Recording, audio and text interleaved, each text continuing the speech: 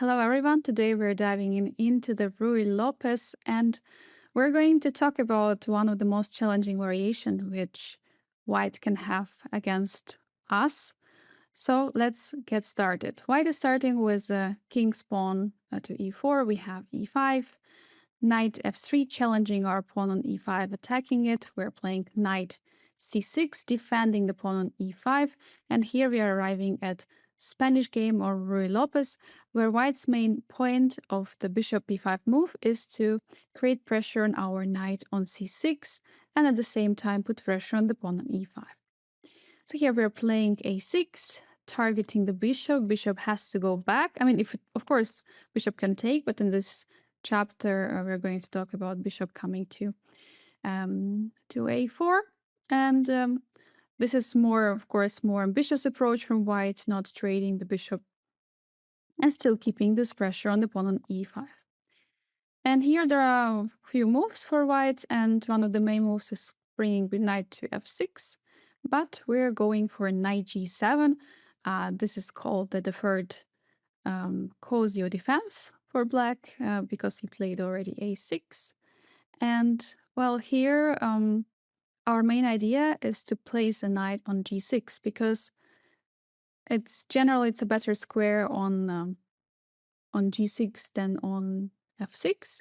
But of course, there is one disadvantage since we will need to make two moves in order to get there.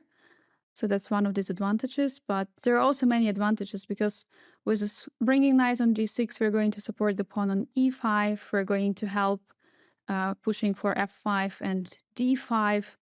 There are many pros in that position. And also for time being, we're defending the knight on c6, which could be also important maybe.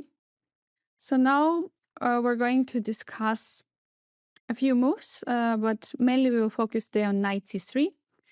As well, we have some other moves, of course. For example, bishop b3, we have d4, d3, c3. So we're going to start with sorry, not c3, c3, not c3, but c4. We're going to start with a c4.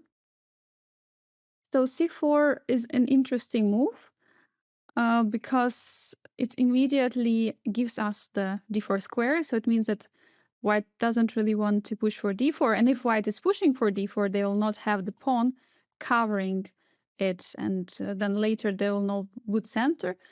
But rather what white wants to do is to control the d5 square so that we cannot go for d5. So yeah, of course, after this move, we cannot really go for d5. So we go according to our plan, knight g6, just to develop our knight. And since we cannot go for d5, we're going to finish the development on the king side, bringing the bishop to c5, castle. And since we cannot go for d5, maybe we can go for f5, because it's also possible.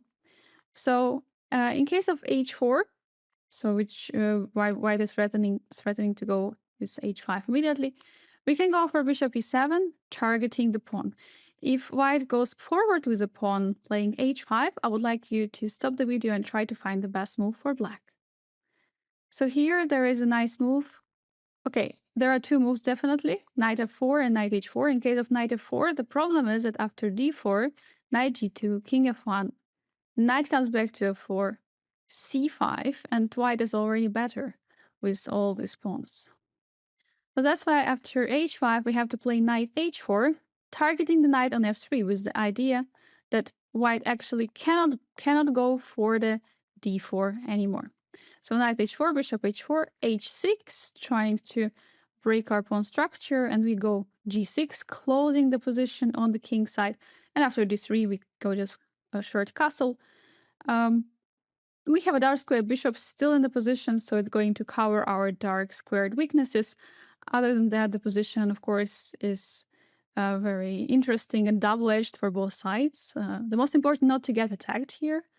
And well, we can also bring the king to h8 and prepare for something like f5, depending, of course, where white's king also castles. If we want later, we can also trade the bishops on g5. So g3, white is defending the pawn on h4.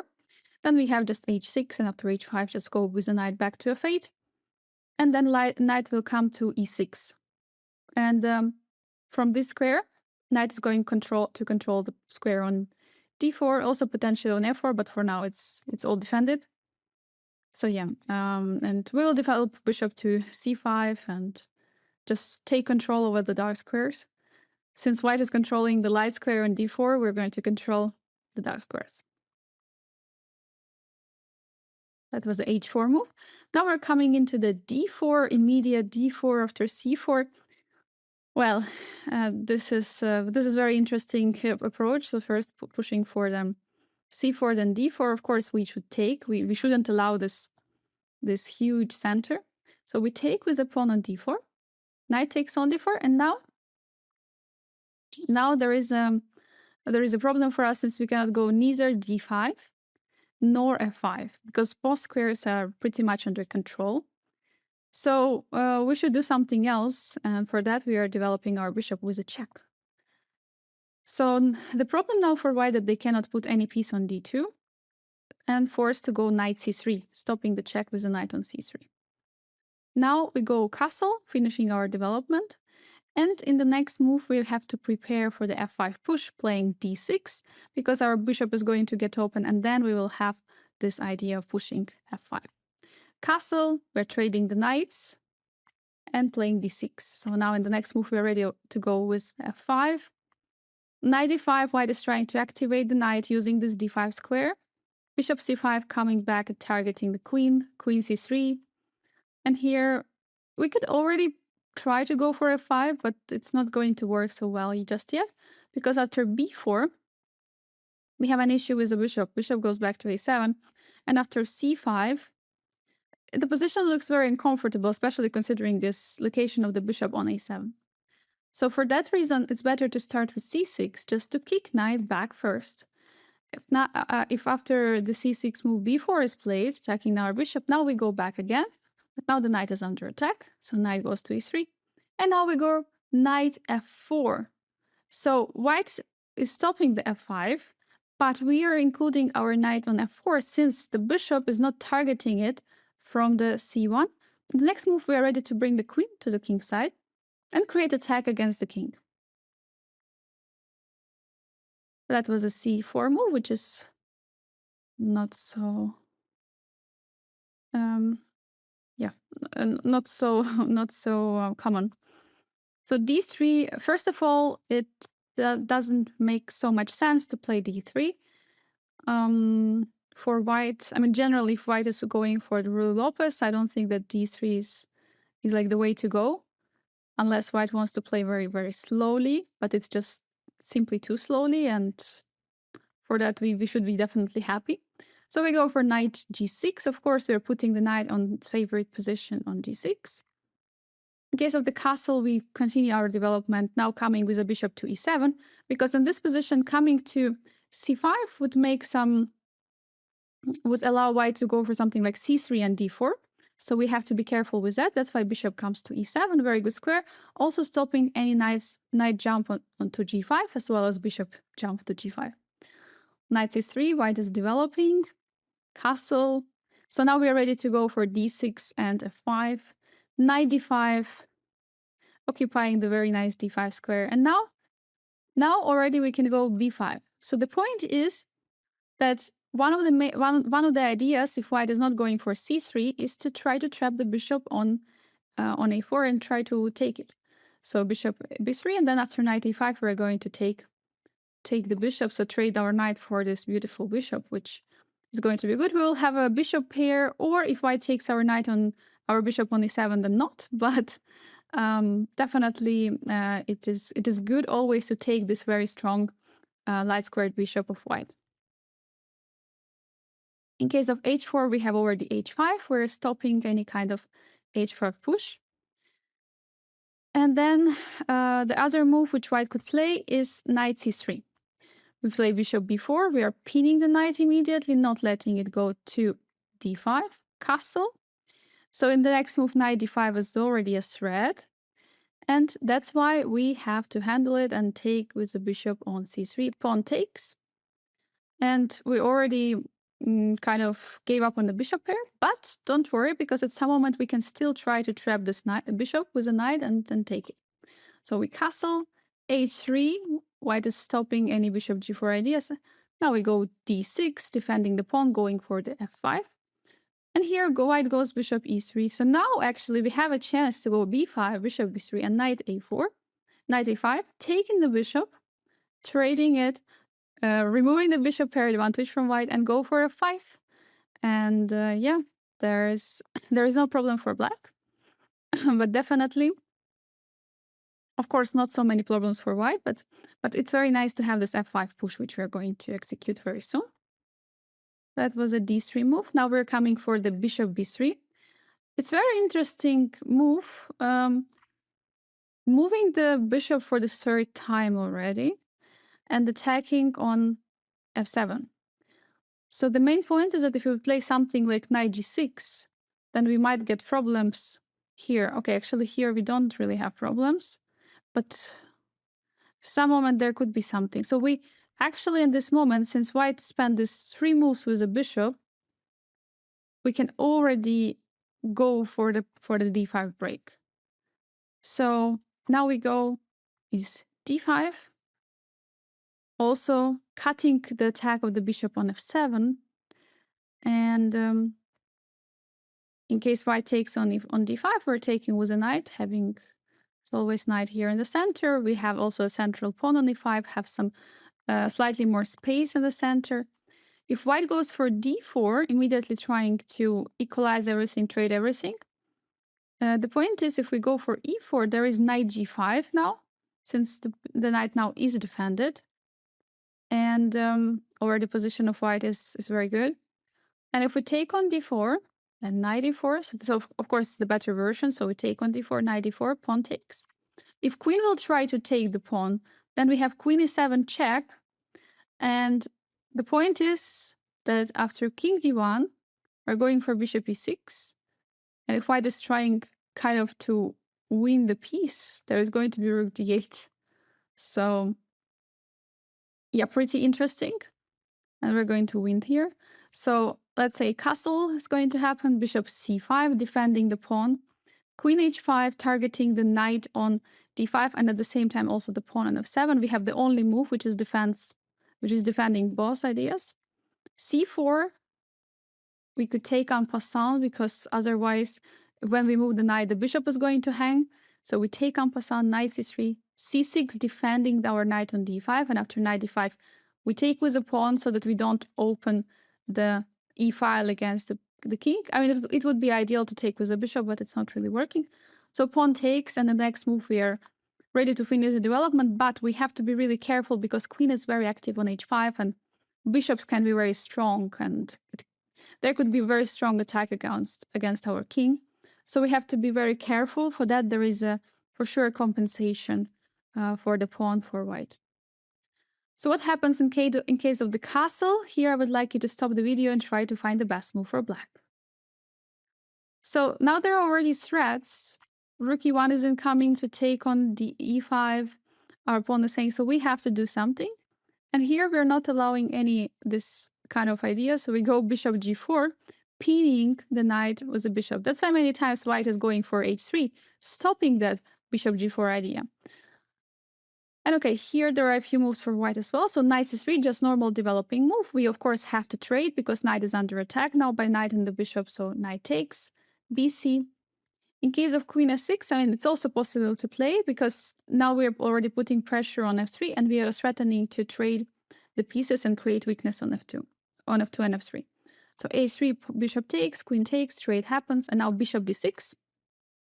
Developing the bishop. Maybe not the most ideal square, but yeah, the position is good. We have a advantage in the space in the center. White has a bishop pair, but it's not so easy to use it in this kind of position because it's not really so much open. So yeah, we're having definitely a balanced, equal position here. So bishop d6 was also possible. So here in case of h3, if we would play bishop f5, after d4 we have castle, and well, we again have this position where the pieces can start to get traded, and we are getting into the endgame. But white has some issues with the c pawns. In case of bishop h5, d4, we are going to transpose the 10th move d4 in the castle variation. So we're going just to transpose to this line here, exactly here. Castle h3, h5. So now there is g4, bishop g6, bishop g5 attacking the queen. We go back with bishop e7, trade happens, knight e5. Knight e5, we have to take, and rook e1, pinning our knight so that white is taking on e5. Queen h4 is threatening to take on h3, and after de, queen h3. Well, first of all, in this position, we are not down the material, and I would say that there are some big chances for an attack on the king for black. So yeah, definitely good position with a counterattack. So that was knight c3. In case of h3, immediately challenging the bishop, bishop goes back to h5. So if rook e1 happens, attacking on e5 immediately, also there could be a threat to go with g4, cutting the pin and just taking a pawn on e5. So here we play bishop e7, and it's going to transpose to the 8th move rook e1 lines. So in case of d4, immediately trying to open up the full position, we take on d4 with a knight. g4 happens, white wants to break the pin. In case we take on f3, that's actually very important. Queen f3, and we have issues because two pieces are hanging at the same time. We're losing. So that's why we have to take the bishop on b3, pawn takes, and then bring the bishop back to g6. Knight e5, winning back the pawn, and here we have bishop e7, basically one move away from castling. Queen f3, white wants to bring the rook to d8, to d1 to pin our knight to queen and just create some issues. So we go queen d6, targeting the knight first. We cannot really yet castle. Now knight g6, pawn takes, rook d1. And here we already have two ways to go. We could castle short or castle long. And here he actually can castle long and have absolutely fine position. So here we castle long, and yeah, we're just absolutely fine because after c4 there is a queen f6 move, since the queen is not protected on f3. So, and then we're just getting into the endgame where white has so many weaknesses, like h3 is also weakness, b3, b2. So that's definitely possible. Then the other move is rook e1 immediately, putting pressure without any of the h3. And let's not forget that the e-pawn is kind of hanging. So if we play queen d6, defending the pawn, it's also possible to defend like this. After d4, long castle, d5. Queen c5 is possible, but also just taking with a knight on e5. Queen d5, bishop f3, queen d6, bishop d6, knight f3. And, you know, in a few moves, it's getting some crazy position. We have rook for two pieces. Our pieces are very active. White's pieces are still standing there. So interesting position to try out and play. There is also rook e5, bishop f3, queen e1, and now queen g6, threatening checkmate. Rook g5, stopping it, queen e4, offering a trade. And this is how we can finish the game in a draw, just by this repetition, bishop e2, bishop f3. So very interesting.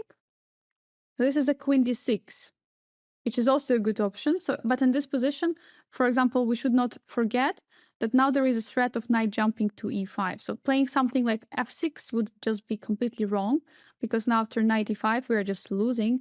Since if we take on d1, there is knight c6. And, well, it's going to be pretty bad. So bishop e7 is a good move. First of all, we are breaking any kind of pins. Now it's not a threat anymore. And alternative is, of course, the queen d6. But if we want to go to those lines. So white goes d4, very logical, breaking the center, offering some trades. So here, if we take with a pawn, we can do it. After there is h3, we go bishop with a bishop back to e6, knight e4, queen d4 and castle, and we're getting pretty much normal position where we already fully developed, but white has active queen and the rook, and okay, in the couple of moves they will develop the pieces, of course. If knight takes on d4, there is rook e5, knight b3, rook d5, knight e1, rook d8. We're getting this crazy position. If you don't want this crazy position where we gave up a rook, queen for two for 2 rooks, because now we are going to get to the d1. We are going to try to get rook f8, knight d2, now bishop c5, bishop e4, and h6. So we're getting into this position. Our knight is trapped also on e1, so it can be taken, and yeah, a bit interesting position. Also, we threaten now with g5, attacking the bishop and taking the knight on d2. Yeah, very interesting position, and the knight cannot really go from e1 because then this pawn will be falling. So computer is saying it's slightly better for black, but the position is very unbalanced. I mean, materially unbalanced. And for some people, it's difficult to play such material unbalanced positions. So if you cannot do it, then rather take with the pawn on d4, not allow any kind of side business. So h3 is another move, attacking our bishop without playing d4 immediately. Bishop h5, and now g4, cutting the pin. Bishop goes to g6, and white is taking the pawn, knight e5. So we trade the knights, rook e5, and now knight b4. And basically, we can say that it looks like an excellent martial attack for black. We gave up a pawn, and we are creating an attack here. a3, knight goes back to c6, rook d5, and now bishop d6. Rook is pretty strange here. It's going to be easy to attack it. We also have the very active pieces. We have a castle on the next move, and white is still having issues with the bishop, knight, and the rook on the queen side. So we're slightly better there. d4 move. White is trying to open up just to finish the development. We castle, knight c3, bishop b6, attacking the rook and the pawn on d4. So we're going to take back the pawn. Bishop takes on d4, and we're just completely great. We are just having a great position. And yeah, our pieces are very active, by the way. For that, we might be even slightly better. Computer says it's all equal, but white has to be really careful in these positions. That was ed5. So now we go for the knight c3. So knight c3 idea is to put more and more pressure on d5 and make us let us do a decision. And well, it's first of all not so easy, because it feels like we can go d4, but the problem is this bishop on b3, which is putting pressure on the f7 square.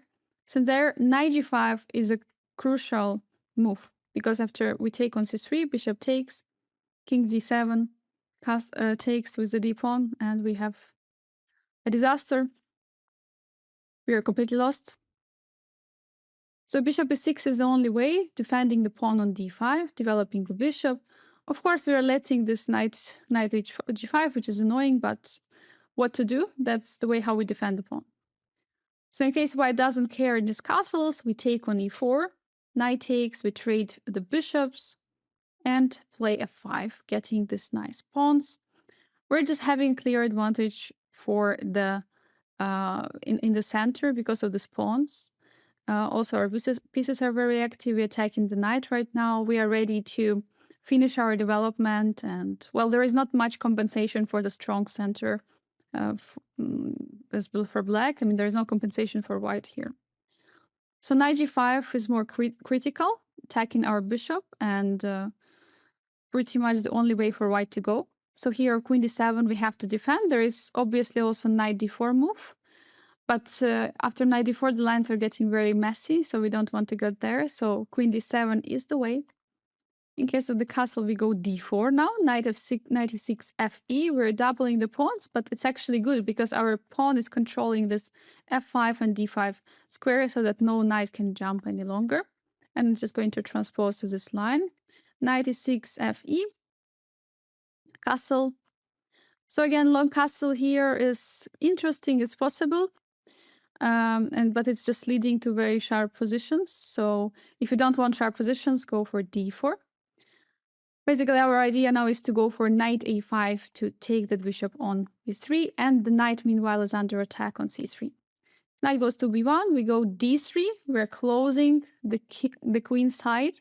So now knight c3, knight d4 takes long castle, and white is really struggling We're having ideas to play knight e to c6, bishop to c5, finish the development. We're going to have so many active pieces. Well, we gave up a pawn for white, but it's just not helping white because the pieces on the queen side are fully stuck, and yeah, big problems. So knight e2 is another option. Here we go knight e5 for the bishop on b3, d3, and now knight b3, ab, and knight c6. So now we're ready to play bishop e7, finish the development, have the rook on the semi-open file, potentially just also hitting the f-pawn or not, but we're just going to have great development, great position here, and anytime some f4 is coming, we will always be able to take and have e5 move, so we shouldn't really worry about that.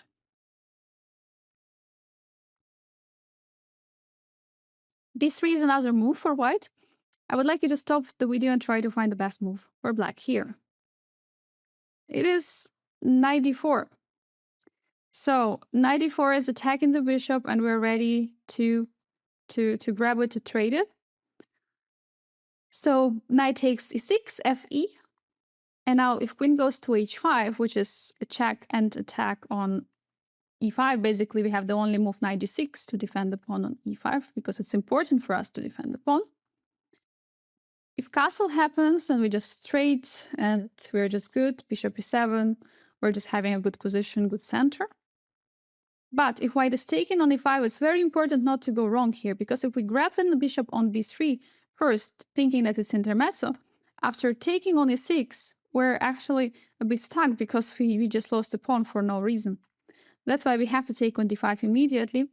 And the main point is that it feels like, okay, white could take on d5 our pawn, but actually white cannot, because there is an issue with a c2 square. So for that, we shouldn't get too worried. If bishop goes to a5, trying to ask some questions, of course, we go for b5. Bishop goes back to b3. And now a5, threatening a4. Also, it's possible to play long castle here, but this looks much more solid. So a5, a4, b4. Knight goes to e2, knight b3, cb, and knight g6. Now there are double pawns for white. Also on the queen side, we're ready to play bishop c5, short castle. I would say I like position of black already much better than white, but computer said it's all balanced. Pawn takes on e4, on d5, sorry. This looks like the most critical in this variation. So for that, white is getting a pair of bishops, but we're getting the pawn on e5 and more space in the center. So if we take with knight on d5, which is not really good, because after knight takes e6, we have to take with the pawn. And after knight e4, we're having these double pawns. We don't really need them. This is very bad. So we have to take on d5 with the bishop, since anyway the bishop is going to get traded. Knight e5 and knight e5. So now white doesn't really have so much space in the center as we do with the pawn on e4. We are ready to go with f6 in the next move, kicking the knight out from g5. But in return, white is having bishop pair. Even though I wouldn't be so optimistic as white, because in the next move we're ready to go for knight d4 or knight a5, targeting the bishop on b3 and be ready to capture it. So in case of the castle, we can already go f6, attacking the knight and defending the pawn on e5. So here, if knight goes back to f3, we just long castle, and it's already getting very dangerous for white. We are ready to start an attack even on the king side. d4, knight b3, knight b6. So now c3, we take on d4. So basically, the problem is here is, of course, that white cannot take on e5 due to the spin, and we are winning the pawn on d4 pretty easily. So queen h5 is another move, attacking the king with a check, g6. Stopping the check, attacking the queen, queen f3, now targeting both the knight and the pawn. So here we long castle, we give up a pawn, we don't care about it. So bishop d5, queen f6, but here white will have anyway to give up back the pawn, because here bishop e7, we are forcing queen e6, knight e6, and rook d5. d3, and we are having h6, and after that white will have to give back the pawn in order to save the knight from e6. That was castle. Now we look at queen f3, immediately targeting our knight on d5 and pawn on f7. White is putting enormous amount of pressure on black and stop us from castling because of this f7 issue. But yeah, we should of course continue the game, and we not always need the castle in order to bring the rook to d8, but we can also play rook d8 and stop and just defend the knight on d5. As the next move, we have knight coming to d4. Also, we have f6 if you want to do, for example, after c3. Okay, the knight on d4 is already not coming, so that's why we go for f6, kicking the knight out from g5. If knight goes to h3, it's a little bit too passive, but of course the point is that after bishop c2, there is a very nice square on f5, and white has more control over the light squares, so that would be an interesting idea. We also don't have light squared bishop any longer. So here we have to go for g5, creating a threat of g4. If bishop takes on d5, we're trading everything. And after queen f6 taking the pawn, we have queen e4 check, defending on h7. So now king d1, and we go queen g2. Queen e6, bishop e7, and now after rook g1, we go queen f3 check, and we're just going to win this because the king is in a big trouble for white. If king goes to f1, I would like you to stop the video and try to find the best move for black. So here we go, bishop e7. That's the main idea, because here, in case queen goes away to f3, we have queen g6, and well, there are many issues. G4 is coming. We're also ready to castle and attack the king of white.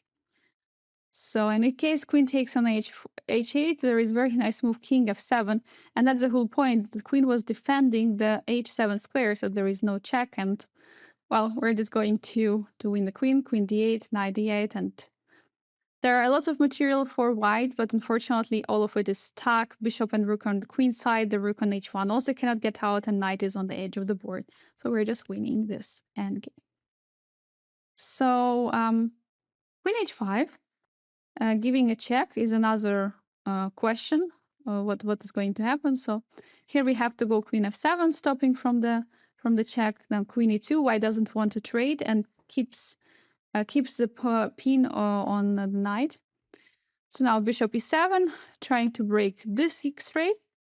d3, now h6, and after bishop d2, we have f5. So there is such term like to light the squares or to darken the squares. So in this case, this f5 move is lightening the squares for black, because if we have this position, we can see that there are so many weak light squares. So now after f5, we are already lightening the squares in a way and coloring them, and that's very good idea, especially when you don't have this bishop color. So in this case, we don't have light squared bishop. So in order to lighten the squares, we have to put the pawns on the light squares.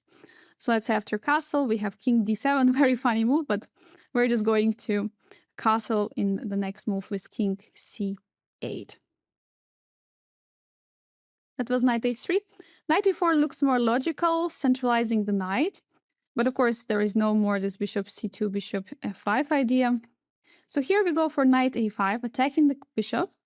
And bishop is coming to c2. And again, okay, bishop now is not really going there. And on c2, bishop is generally worse piece. So now we go for f5. We're just getting this very strong center. At the same time, we can also say that we are coloring the squares and the lights, in this case, lightening the squares. So knight jumps to g5, but it's not really better square, because here we have e4, attacking the queen to go for it to go to d1. And now we have knight f6. We're just going to finish the development with bishop d6, and we're going to play h6, attacking the knight from g5, and will be forced to go to h3 square, while we're having this big advantage in the center and the the space. So yeah, definitely I would say slightly better for black, but computer says it's around equal, complex position, but I prefer black here. So knight goes back to g3, and I feel it's like a better move because it's targeting the pawn on f5. So the only move which is stopping the attack is, of course, g6. And now this knight on g3 is not a very happy piece because it's fully restricted. Castle, we play bishop g7. Basically, now we're ready to finish the development. Castle, play c5, stopping any of these d4 ideas. Bring the knight to c6. And we're going to have more space in the center. White will have bishop pair.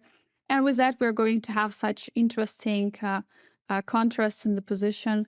With a counterattack, definitely we will be able to create the attack against white. Well, that was the bishop b3. Now we go into d4, immediate d4. I think generally it's very important to know how to react to d4, if it's immediate d4, if it's d4 with c3, if it's d4 with some knight c3, knight d5. So there are many kinds of d4s. Oh, sorry, d4s, yes, not d3s. So, so in this particular case, we're taking. And okay, castle is just, just normal move. We play knight g6. And here we actually transpose to the other chapter with the castle as a fifth main move. So here is c3.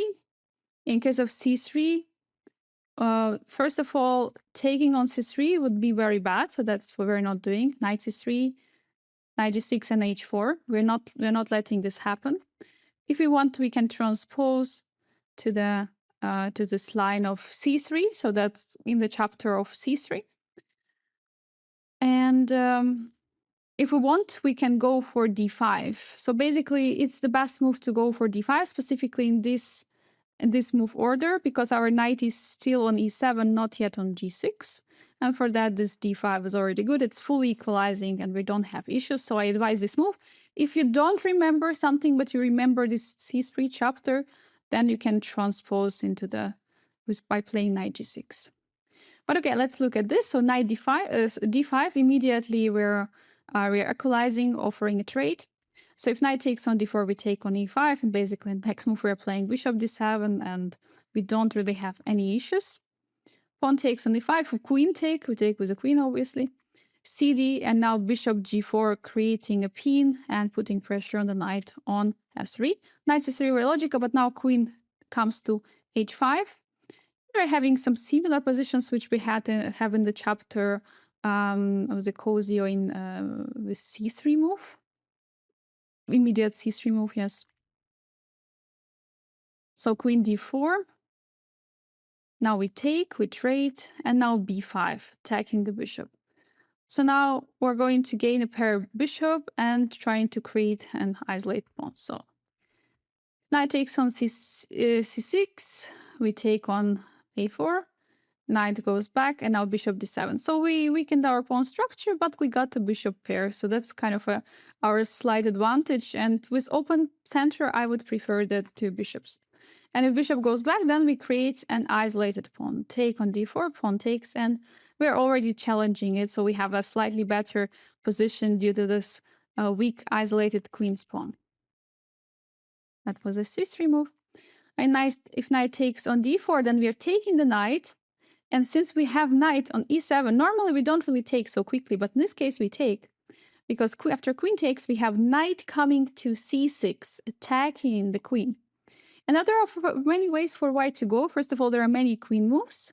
There is also bishop takes on c6, entering some kind of, you can say, Berlin endgame. But yeah, and there are many other moves. So let's first start. Of course, queen c3 would be a huge blunder because it would lose the queen. So queen goes to d1 is not really a good move. It's just too passive. Here we go bishop c5, immediately developing our bishop. After white castles, we can also castle. Knight c3, d6. Kings go to h1, h8, and getting ready at some moment to go for f5. Generally, position is equal. There is still pawn on e4 for white, but we are ready to go with f5, breaking it. So that was queen d1. Queen d3. Queen d3 is also an interesting move, but here we have again bishop c5. If bishop is3, we are trading and going for b5, bishop b3, castle. And if a4, we have rook b8, defending the pawn, getting rid of this pin, knight c3, d6, takes, and after castle, bishop e6, just finishing fully the development. In case of knight comes to c3, then we have castle, queen g3, creating some threats in the position, but we shouldn't worry, because here we go d6. With bishop h6, we have queen f6 defending everything, no worries. Bishop g5, here I would like you to stop the video and try to find the best move for black. Of course, we go bishop f2, using the fact that the queen cannot defend two pieces and two squares at the same time, so after queen takes, we're just going to take the bishop on g5. And win a pawn, by the way. If bishop g5 immediately, then we have f6. We must play it, because if we move the queen, then we are in trouble after bishop h6. So we have to play f6, and we're fine with playing f6. It's not a weakening move, because generally we want to go for f5. So if we go to f6 now, we can go later king h8 and then go for f5. So bishop h6, immediately threatening a checkmate. We play queen e7, of course, defending. That's the only way to defend. Long castle, bishop e6. And the next move, we are ready to go for king h8, and then we can play for f5. We can also go with b5, b4, immediately challenging the knight and creating an attack against the king on the queen side. That was queen d3. Queen e3, very interesting move, and actually this position was played in the candidates 2014 between with white pieces. It was played by Nepomniachtchi, and with black pieces, Lukash was playing. That game ended in a draw. And in this position, okay, of course, the repertoire back then didn't come out, so Lukash didn't know this move. And Lukash played bishop b4. Here we play bishop d6 in the repertoire. Very nice move. So, yeah, first of all, we already have a chapter where we push bishop on d6. And there it's even more awkward, because there is a pawn on in e5. It's the chapter with the four knights, with the Spanish where bishop comes to b5. But here it's much better, and at some moment we plan to not only develop with bishop, we are pushing the pawn with a d pawn, but also with playing b5 and bringing bishop to b7. So then the bishop can even stay on d6. So it's not a bad square. If white is going for e5, first of all, we don't have to care. After castle, white cannot take the bishop. And now the threat actually is to take the pawn on e5. So f4, and now we take on e5. The main idea is that there is this queen h4 check taking the bishop on a4. If white takes on e5, then we have queen a4, queen h4, queen a4. Bishop comes to h6, feels like a checkmate, but we have an intermezzo check, queen e4. And after king goes somewhere, we're just going to take on e5, defending and offering a trade to the queen. So bishop c6 is another way, but now bishop goes back to f6 with a threat of rook e8 and bishop e4. We have a d5 targeting the bishop immediately. Either we are going to keep the pawn or we are not going to keep a pawn. We are just having an amazing position, already winning against according to computer. So e4, e5 is not a good move. Castle would be more calm. Now we castle as well. Knight c3. And now we're bringing the rook out to e8. Both sides are pretty much developing normally. And here white is going for already f4. In case of bishop b3, some normal moves. I would like to ask you to stop the video and try to find the best move here for black. And of course, it's a5, knight a5, just to get the bishop. So that's, if we can take it, it's normally always good. So here f4 was played actually in the game of Warmerdam against Demchenko, and yeah, here we go for b5 again, b5, bishop b3, and knight e5, just going for the bishop on b3, e5, attacking the bishop, but it's not really a threat since the queen is hanging on e3, so we can take on b3, ab, and now bishop b7, developing the bishop. And in these lines, white actually managed to overexpand a bit in the way that they weakened the long a8 to h1 diagonal. So for that, our bishop on b7 is becoming very good piece. And in this case, we have bishop on b7, which is just abyss targeting the square on g2. So yeah, great position. And at the moment we are ready to bring the bishop back to f1, to f8, push the pawn to d6, and yeah, just have a great position as black. That was queen e3. And the main move which we're going to look in this variation is bishop takes on c6. Well, taking with a b pawn, it would be interesting, but unfortunately after knight c3 it's just pretty tough to have the game. So I recommend to take with a d pawn and kind of get into the Berlin endgame. But we have already knights traded, so it's supposed to be good. It's also supposed to be better. So bishop e3, bishop e6. We are developing knight e2, king d7. Main idea now to bring the rook out and place the king to c8. And yeah, then after castle, rook d8, knight away. Yeah, and basically we're just having a very solid position, and we can go for h5, getting more space a bit, or playing for f5, breaking trying to break the center of white. At some moment we can also take on, I mean, now is, for example, knight takes on b3 is a threat and winning the pawn on e5, e4. So yeah, there are many ideas right now, but the game is just normally like very, very complex. It's just slow, you know, and very a lot of maneuvers. So for now it's dynamic now because there is direct threat, but generally the game might not be so dynamic, and it's around equal. So if white is castling, then we have bishop e6 immediately. Now after f4, it's just a bit too aggressive. Now we have bishop c5 check, which is weakening the dark squares a bit. King h1 and now rook e8, and basically now since white pushed all the pawns, the center is a bit more vulnerable. We can also bring the other rook attacking the center. Now bishop c4 is already somewhat a threat in the position. And okay, f5 maybe not yet because there will be e5, but yeah, generally some interesting ideas there are for black to attack the pawns, and they're getting more and more weak. Bishop goes to e3, then we go for a5. Yeah, now we're going for slow improvement. There are many other moves on a5, but now we're just trying to slowly get more space on the queen side in the style of the Berlin endgame. So knight c3, now king c8, f4, and okay, we stopped these pawns with f6, and basically we're just pretty much comfortable. We have bishop pair, and yeah, just we're ready to go for b5, place the king to b7, and maybe slightly expand on the queen side since we have majority there, and we'll just see. So very interesting position, and this was a move d4. And now we're going to go into the main move, knight c3, one of the most challenging one, and the one with which we had a lot of struggles to make everything work here for black, because we wanted to make it work and tried many different moves here, like g6. But okay, we didn't want to have this position. Like if we wanted knight on knight g7, we wanted knight g6. We wanted to try to make it work. But obviously knight g6 now is not working, because in this position after knight g6 there is h4 immediately attacking our knight, and if we play h5 then there is a d4.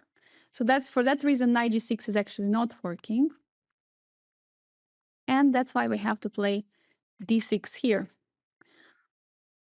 So there are a few good things about this move. First of all, we still have a knight on e7. That's why knight comes to d5 is not really happening soon, because we can always take it. The second idea is that b5 is an idea bringing and kicking the bishop back to b3 and then trade it with a knight. That's another idea. And well, I mean, third idea is of course that we are trying to be solid in the center, and the most important struggle is to be always ready for the d4 push, because now d4 can happen anytime. Now we cannot really go for the d5 any longer, but d4 can happen any moment and we have to be ready for it. So even here there is a d4. But okay, let's start from the beginning. Let's start with some more passive moves, and then we will move forward to the main moves. So if white is starting with d3, well, first of all, again, it's not a bad move, but it's also not good move. So it's not in the style of the position. Here we go b5 immediately, bishop b3 and knight a5. Just getting a bishop pair. It's always in this position in case white is being too passive or something like this, and we can always try to go for the bishop pair. Castle, knight b3, b3, and b4, knight e2.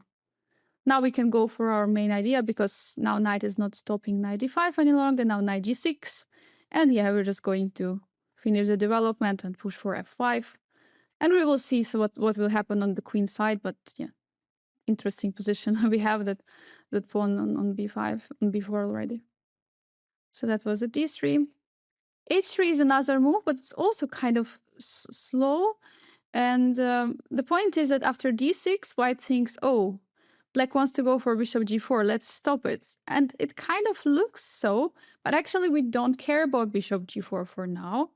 It was rather that we needed to defend the pawn on e5. And again, you know, this h3 stopping this fake threat. So now we can go for our real threat, which was b5, bishop b3, and knight a5. And now we are ready to take the bishop on b3. So that's why white is trying to be fast with some d4 push. So that at least makes more sense, because now white is trying to go faster, even though white spent this move on h3.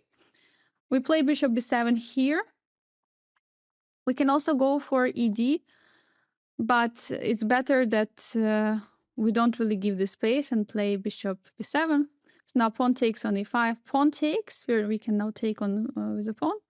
Queen takes, rook takes. It feels like we are losing a pawn.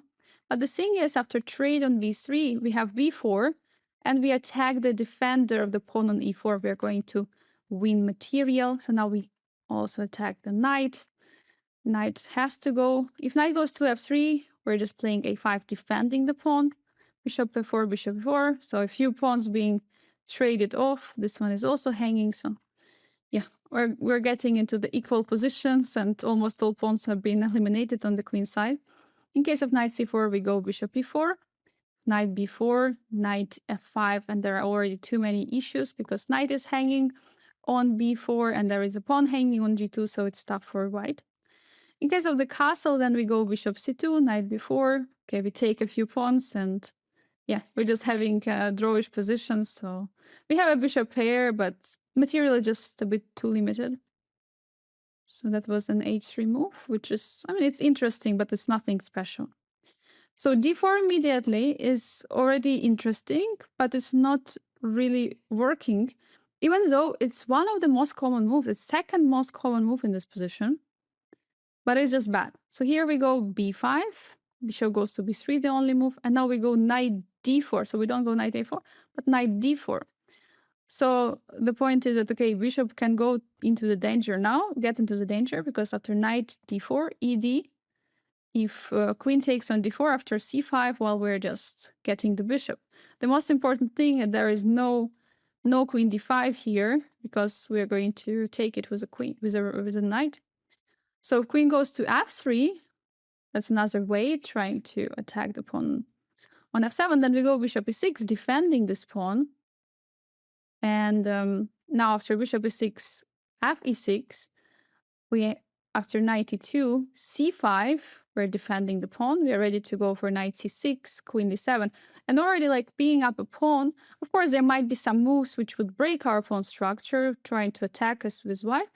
But definitely we're not worse here, and we're definitely slightly better in these positions. And white has to claim that there is something for a pawn. Knight comes to d5, trying to activate the knight. Here we go c5, protecting the pawn and at the same time creating a threat against the bishop on b3. Knight e7, bishop e7, bishop d5 with a tempo on our rook, rook b8, and we're just having a great position. Again, we're still up a pawn for not much compensation. Queen h5 is another move, and this is a move which is actually saving white from the worst position. Here, if we go g6, after queen f3, bishop e6, bishop 6, bishop e6, queen f6, and white is just going to take back the pawn on e6. So knight e6 we have to try. knight d5, white is activating the knight again. So if c6 in this position, there is bishop g5. And okay, here we can already go for a draw, like this, repetition. But after f6, the problem is there is knight f4 and we are just losing, so we cannot go for it. So rather we play rook b8, preparing to go for c6. Since now after castle c6, bishop g5, we have queen d7 and there is no fork on b6 on the knight, on the rook and the queen as it was before. In case of bishop coming to d5, attacking our rook, we have to play rook a7. Now knight e2, there is c5. We are defending the pawn which we took on d4, and we're just having extra pawn for not much of a compensation. Queen d5, attacking both rook and the pawn now. So now bishop e6, basically the only move, and now queen c6, bishop d7, queen d5. Now the rook is not under attack anymore, we are defending it. So now we can play on. I mean, of course, we can also repeat. If we want to, we can always repeat. But, oops, hopefully we want to play on. So knight e5, defending the pawn on f7. Here, f4, white is attacking our knight. c6, attacking the queen. Queen has to take on d4. Now our knight is free to go. Knight g4. And after h3, c5. Again, we are attacking the queen. If queen d5 again, we have queen h4 check. Already there are some very unpleasant threats. For example, after king d1, rook c8, we're offering to take white on f7, queen f7, king d8, and we're just having a very, very messy position. We're having knight f2 as a threat. I mean, like we have all kinds of ideas also in the position here. So king is weaker than our king is much easier to defend. So if queen goes to g1, now there is no queen h4 any longer, because after g3 we're going to lose a piece. So we have to go back with knight f6, e5, d, fe, and c4, trapping the bishop. Pawn takes, we're taking on f6, and then after queen e3, queen e6, and we're going to take on b3, getting some equal position. So yeah, of course, this is possible, or going into that line for a draw is also another possibility. Like, for example, here, going with bishop b6 and to repeat, or going into that equalish endgame, trying to fight for a victory. There is always can be a win even in the equal endgame, because someone will do a mistake. We're humans. We're never perfect. So yeah, a3 is the other option. It's one of the most critical and most dangerous lines for white, because now we don't have anymore this idea of b5 and trying to trade the bishop on b3, since the bishop simply escapes on a2. So that's why we have to do something. I mean, we try to make it work like with knight g6, but unfortunately it's not really working so well, since here d4 is again a move, and after b5, bishop b3, knight d4, and there is this bishop d5. Very annoying move, attacking our rook, and yeah, it's not really working. So bishop d7, we're developing, and we're also breaking the pin. So in this position, if white goes for castle, we go for knight d4. This is actually solving black's problem. Bishop d7, queen d7, knight e4, e d4, and knight e2. And it looks like black is actually worse here. But we have a very strong move, d5. So for that reason, this knight d4 novelty is actually working out, because here, if white goes for d3, and we just take on e4, and we long castle because we defend on d4, there is no issue. In the next move, we are ready to play knight c6, finish the development, letting the bishop out, and we're just feeling great. So e5, pushing forwards, letting us have kind of a double pawns. Now we go knight c6. Here after f4, white is trying to defend the pawn. We play f6, challenging white's center with the f pawn. E takes f6, and here I would like you to stop the video and try to find the best move for black. So here we go d3, intermezzo, attacking the knight and basically closing the whole queen side. So pawn takes on d3. We're long castling. We're not even caring about the pawn on f6. Currently, we're even down 2 pawns in the position. But yeah, we're just basically switched off the queen side for for white, which is very easy to play. But okay, white has to try. But we're definitely better in that position. So d4, white can try to go for d4 here. But now we're going to trade the bishops, because here we go for knight d4, bishop d7, queen d7, knight d4, e d4, and queen d4. Queen is super strong on d4. It's also challenging the pawn on g7. It's not so easy to develop the knight, the bishop, sorry. So that's why we play knight c6, immediately asking it to go. Queen d3, now knight e5, immediately attacking the queen again. Queen g3, and now h5. Now we're already threatening to go for the h4, challenging the queen, or bringing the queen to g4. And the next moves, we are ready to go for g6, bringing the bishop to g7, just having just a nice position and castle long if we want, if we're ambitious. And yeah, definitely a good position. I mean, with chances for both sides. Bishop b3, this is the main line of this a3 move, a3 variation. White wants to keep the bishop, not trade it for our bishop, and also prepares to push for d4. Now we are finally ready to go for knight g6. And yeah, we just have to continue with bishop e7 and long castle, because we cannot prolong and yeah, just wait with the developing the king side. So h4, white is immediately wants to challenge our knight on g6. So now if we go h5, there is going to be a problem, because after knight g5, the square is lost forever, and knight is absolutely amazing here. Targeting our pawn, we will have to give up material. We're lost. So bishop g4, we have to play bishop g4. First of all, it's pinning the knight, introducing a threat like knight d4, and also knight takes on h4. It's a very strong move, and it's tough for white to handle it. If knight goes to g5, I mean, that's actually the only way how the best white could handle it, giving up a queen, but getting a perpetual check. So just getting this draw.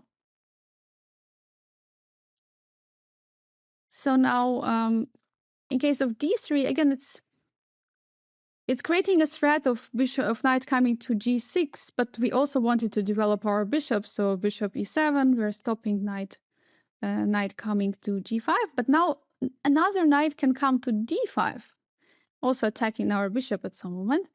So here I would like you to stop the video and try to find the best move for black. Of course, as we know that white wants to take on e7, then the next threat is going to be knight or bishop g5. So that's why h6, of course.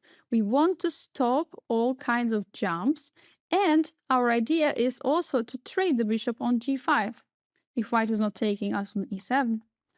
So now, now let's look at the d4 move. It's working now. So white is trying to push for d4 in the various different move orders, and yeah, very interesting. So now we go bishop e7. Now we don't take on d4, because we are going to get into position where white will have the pawn on e4 and more space in the center. So for that reason, we just play bishop e7. If h4 is played, then here we go bishop g4. The same idea, to take on d4 and to take on h4 is there, and after h5, knight h4. White has enormous amount of problem because of this pinned knight, and we're just winning. If knight comes to d5, challenging our bishop also in some way, and yeah, just having a good time on d5, we play now again bishop g5. Again, attacking the pawn on d4, threatening the knight coming to h4. Very interesting idea. So knight e3 coming back, attacking the bishop. What else to do? We take on f3, we have to do it. Queen takes with a threat of on f7. Now we have to, of course, castle, stopping all kind of queen f7. And after d takes c5, we have an intermezzo move, knight d4, forking the queen with the bishop. So now after queen comes to d1, we have knight b3, trading the knight for the bishop. And now we can even take with the pawn, having both e4 and e5 pawn, similar amount of space advantage in the center. We don't really have issues. I would even say that this position is slightly better for black. First of all, because there is not going to be a pawn on c3, which would blockade the d4 square, while we will have c6 and we will stop the knight jump on d4, and because this pawn on c2 is now on b3. And the other way is that, okay, it's very easy for us to go knight f4 or knight f8 to e6. E6 is the perfect square for the knight. Bishop can also always go to c5. So for these reasons, I would say our position is definitely better and we have more chances here as black. That was a3. And now we're going to go to the main line of this variation. What is normally white is also going for castle. So now white is castling and already ready to go with the move d4. And here we come into this position where we're advising a very interesting move. So first of all, let's start with following. What can we do in this position? Can we go knight g6? The problem after knight g6, again, d4 is the move. And the problem is with d4 that after b5, because this is always our move, b5, attacking the bishop b3, knight d4, pawn takes. It would be just absolutely amazing position if white would just take on d4, because after queen d4, c5, and we're just going to trap this bishop. But even here it's not so clear because there is queen d5 anymore. So white even has here bishop d5 intermezzo attacking the rook. So it's not really working. So here rook b8, bishop c6, bishop b7, trade happens, queen d4. And well, there are some attacks coming with the queen all the way to a7 and also putting pressure on g7, and we're just so much worse. So it's not really working. And the point here is our main idea of playing b5, bishop b3, and knight e5, it would be just absolutely amazing, but it's not working again because d4 is the move. Since after knight b3, ab, there is a threat not only to take on e5, but also on b5. So this is actually not working out. Neither of our ideas is working out. So what should we do? And here we have to come to the very special move. Very special move, very unusual one. And I think if we're just keeping in mind the problems of our positions and the problems which we can get if we're not careful, then we remember for this move, because the move is rook b8. Rook comes to b8, and anytime there's going to be anything on d5, it's not going to come with a tempo. That's the main point of this move. The other point, of course, if the a file is opening, like we've just seen in the other line, there is not going to be any issue with the pawn on b5. So now let's start looking at the variations. So first of all, h3. So h3 is stopping our bishop g4 move, very useful move. So here we already are ready to go for knight g6. Finally we can do so. If d4 is happening, now we have b5, bishop b3. Now we take on d4, knight takes on d4, pawn takes on d4. And now the point of rook b8, queen cannot take here, because after queen takes, there is c5 and c4, and we are crushing. So we're already better in this position, so queen cannot take on e4.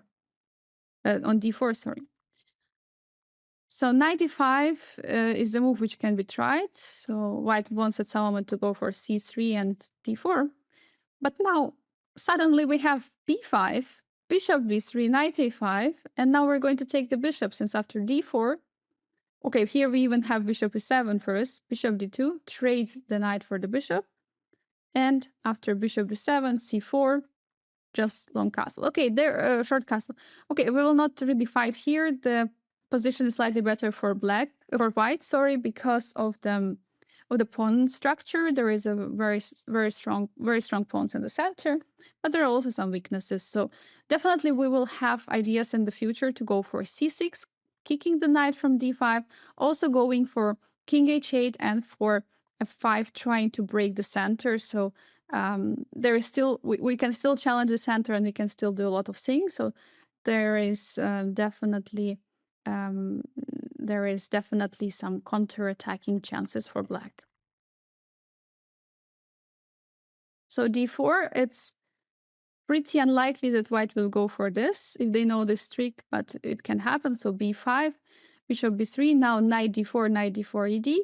And again, if queen takes on d4, then it will be disaster after this. But now there is an interesting move, queen f3, which is attacking the pawn on f7. So here we go bishop e6. In case bishop takes on a6, we take with the pawn, knight e2, and now knight c6. In the next move, we are ready to bring the rook to f6, and we're just absolutely fine. Still defending the pawn, by the way. So knight e2 immediately, attacking the pawn on d5, d4. Now we go c5, with a threat of c4, by the way. So bishop has to take on e6, pawn takes.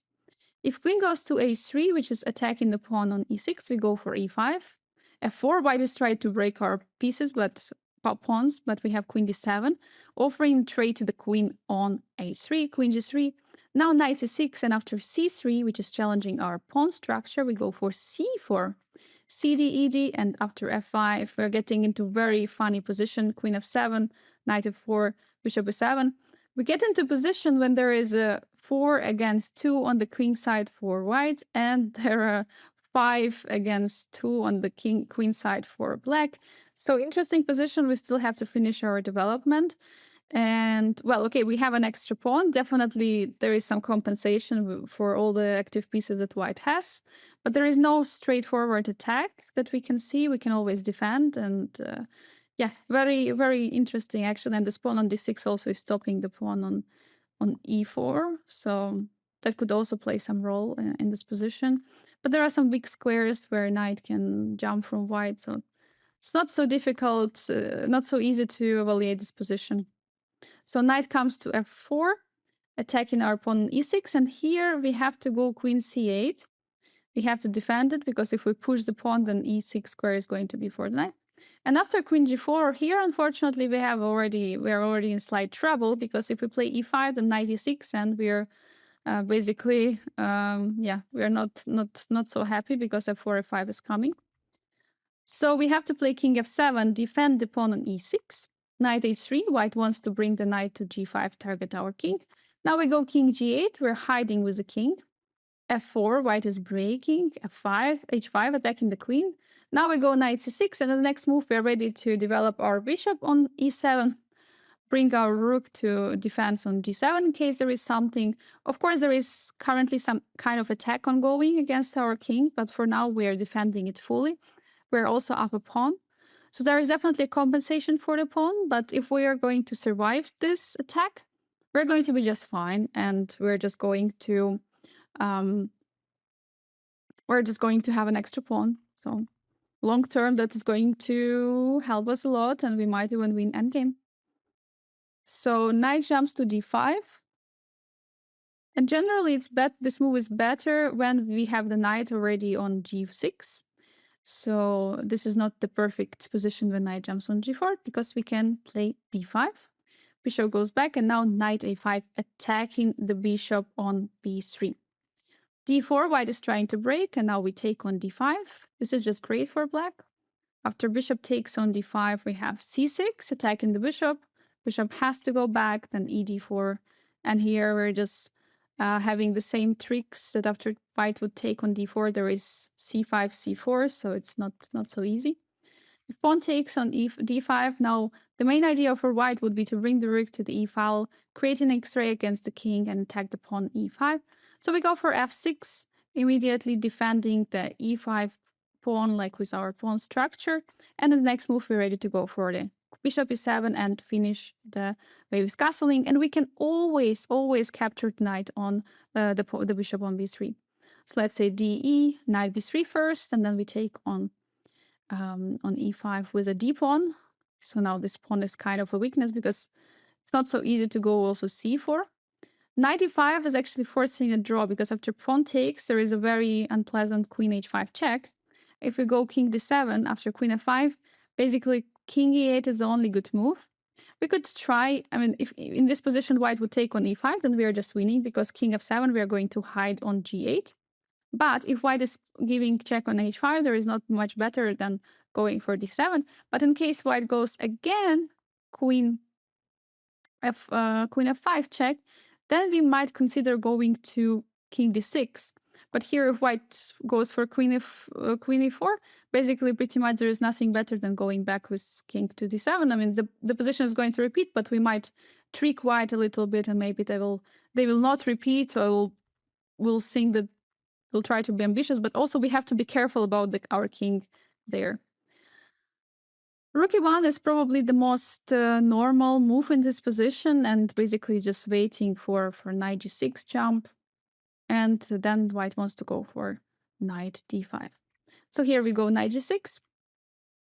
In case white goes for d4 immediately, it would not really work out, because after b5, bishop b3, knight d4, knight d4, e d4 again, there is no bishop d5 intermezzo, and we have the idea of c5, c4. That's how strong this rook b8 move was. We're going to just have an extra pawn in that position. So now knight has to jump to d5, and after the next moves, white wants to go for c3 and d4 to have a very nice center with the e and d pawns. So bishop e7, we're continuing the development, and now here white could go for knight b5, knight b4, putting pressure on the knight on c6. Bishop b7, we could defend the knight, and after bishop c6, bc, knight e6, we have rook b6, and wait, knight is kind of trapped.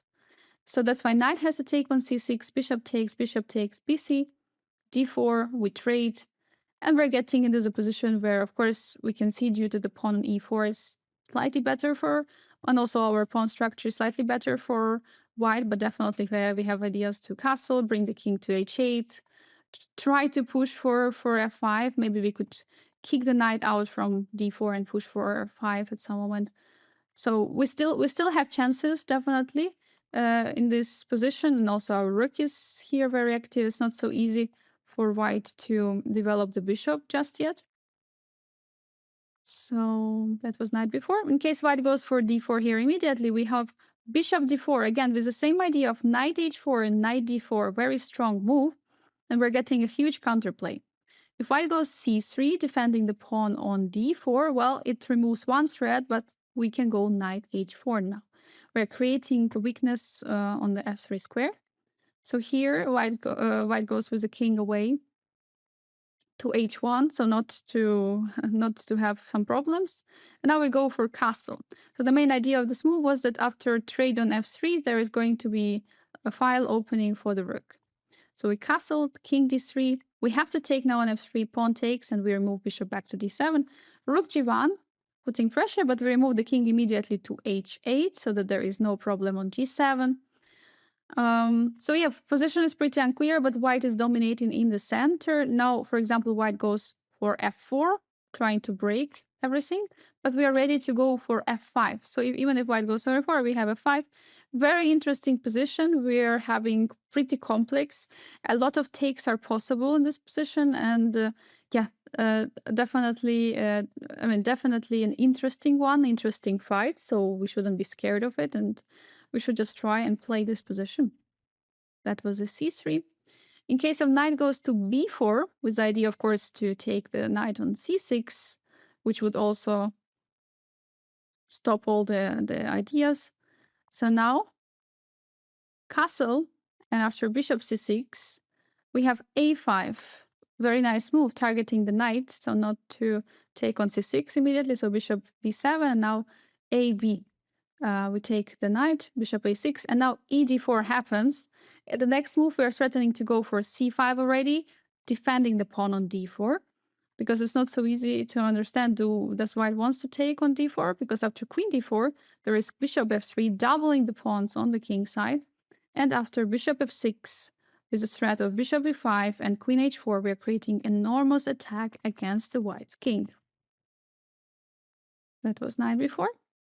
So in case of DE, then we should, in case we would just continue going with the slow and take on e5 with a g knight, well, then after knight e5, bishop d1, bishop c6 with a check, bc, knight c6, and we're just, white would take a lot of material here, so we would have to go bishop c2 and accept a worse endgame.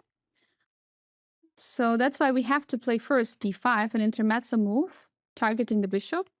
Bishop has to go away. If white takes on d6, we take with on d6 with a queen, bishop b3, and then knight c5, challenging the knight on f3 again. And there are going to be some serious problems, and we are going to create attack on the king side. So knight e7 is the other option, but here we take with the queen to an e7. Intermezzo, targeting the queen with ed. We take cd, bishop e3, and now again we have knight c5, challenging the knight on f3. Currently, we're down a pawn, but there is a huge attack on the king ongoing the next move, so it's very tough position for white. If bishop goes to b3 immediately, now we take with the knight c to e5. That's how we wanted to do it. And there is no more knight takes on e5 anymore in the position. h3, sacrificing a pawn. Knight takes on c3, pawn takes, and now bishop h3. f4 and h5. Now we open up the king a little bit. White has a strong center as a compensation for the weak king. But yeah, definitely we have very interesting position. For chances for both sides are definitely there. We're going to try to create attack against the king. White will try to keep this nice advantage, nice space advantage in the center. So yeah, very nice position. c3 is another option, so white wants to go for d4 with c3 and taking on d4 with the pawn. And here we castle short. h3, white is stopping the bishop g4 idea, so white wants to go for d4 without any kind of problem. But then we go f5, we are already fully ready, fully prepared for f5. Knight e7, queen e7, and we can go already with f4, trying to challenge the king on the king side. So if white takes on f5, then we take with the bishop, and after d4, we have options. For example, if we play e4 here, then we will have some issues after bishop b3, king h8, there is knight g5, and there are already threats on taking on h7 or bishop d5. So really a lot of ideas from white. So that's why we have to play h6, stopping all bishop g5 or knight g5. And here after d, first of all, we're getting the isolated pawn, kind of worsen pawn structure, but we could push for e4. We could bring the other rook to d8 and put pressure on the f file on the f2 square, which would be a very, very nice idea for black. And again, there is a bishop pair advantage for white, but they're not really using it for now. It's not clear how white is going to use it in the next moves. But okay, definitely the position is around equal and pretty complex. So we have our chances as well. So if white goes for d4 here, then we're going bishop g4. That's what white wanted to prevent by playing h3. Now we put pressure on the d4 pawn. If knight takes on e7, queen takes. And after d5, we can bring knight back to d8, h3, and we bring the bishop back to c8. We brought the pieces back, but it's just great because in the next move, we're ready to go for f5 already. And then we're going to remaneuver and bring our knight and pieces to the king side. And we can start creating some attack on the f file or against the king. So yeah, definitely a good position to try out this attack of f5, trying to break the pawn on e4. The position looks great, and yeah, again, chances for both sides are there. I'm not saying that we're going to win, but there are definitely chances for an attack on the king side, which we have to try to use. That was all about this chapter. Now we're going to look at the key moments, key positions, and moves to remember from this chapter, starting from probably the basic position. So now white went d3 here, and this is just not in the style of the position. And if we have such moves when white is going not in the style of the position, then we can immediately go for knight g6.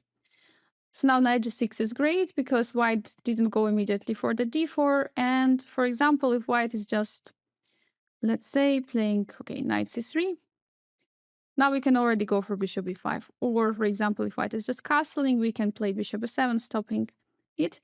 And if white is playing also slow, generally, okay, not particular in this position, but yeah, knight g6, and at some moment we can go for b5 and knight a4 and get that bishop. So that's just one of the one of the ideas which we have. Okay, next position happened after we took with f pawn on e6. We have a very interesting position here. Interesting position in the center. We have like this double pawns, but this pawn on e6 is very good because it's defending the pawn on d5, so it's just great, and it's also restricting the bishop from b3. So this is just, I mean, even though we couldn't take with a piece, of course, because of take on d5, taking with a pawn here is just great because the bishop on b3 is getting, I mean, it's more stupid. So this is just a great take. And of course, there are some pros and cons in this position. For example, here after castle, we have to go for d4, for example, and then, okay, bishop is not so restricted anymore, but okay, there is also no problem with e6 pawn. But we can go at some moment and take the bishop on d3. Meanwhile, the bishop on c1 is a trouble. And some moment there could be d3 moves to close the bishop. So very, very unique position, this one. And yeah, interesting pawn structure. The next position is happening where we have such case where we traded the light squared bishop, so we don't have light squared bishop anymore, and white has light squared bishop, so our light squares are very weak. We can feel it. And also, for example, playing like bishop ac2, bringing the bishop to f5, is an idea. So for that reason, we have to try to, so to say, color them. And okay, knight a5, okay, it's just forcing bishop to a war square, bishop c2, and now we go f5. Now we are coloring, so to say, our squares. We are lighting them, or we can say we are dyeing them in the blonde. So now after f5, okay, knight, for example, g3, now g6, and then suddenly we have already pawns on the light squares, and now the light square weaknesses which we had, they are kind of gone, and now we lightened up the square, so to say. We are going to go for bishop g7, castle, and the position is great. We don't really have weaknesses on the light squares any longer. This is just such an interesting idea which was from this chapter. Many actually interesting positions and ideas. So next position happened after immediate d4 happened. So here is we always have to, here is the case, so we always have to be ready for d4. Either it's immediately or a bit later, but d4 is a move which we have to consider all the time that white can go for it. And in this particular case, we're going for take on d4.